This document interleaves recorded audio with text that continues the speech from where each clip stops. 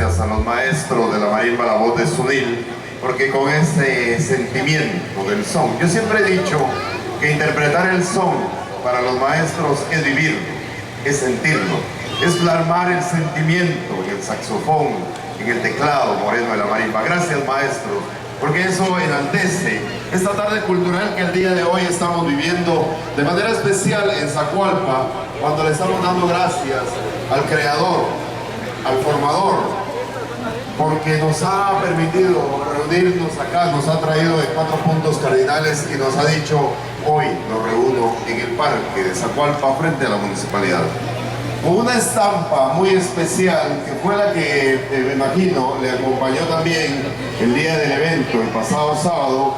Nos apresamos en este momento a ver el ingreso triunfal, podríamos decir, el ingreso de decirle al pueblo de Zacualpa: mis hermanos de Zacualpa, misión cumplida.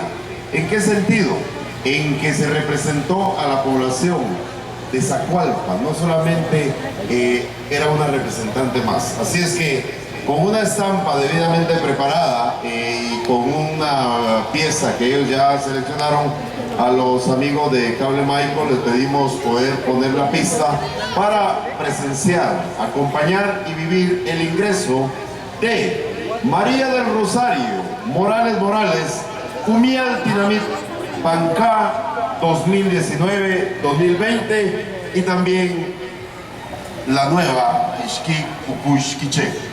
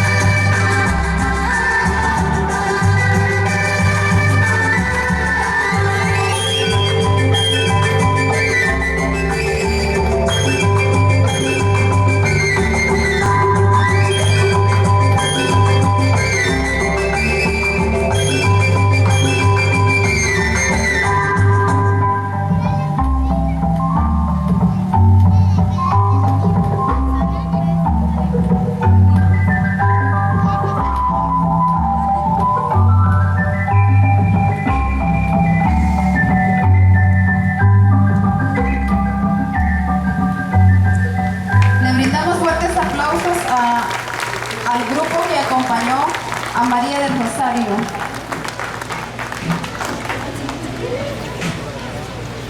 De la misma manera, con fuertes aplausos le damos el ingreso a María del Rosario Morales, Humillal Tinamit Pan A 2019-2020.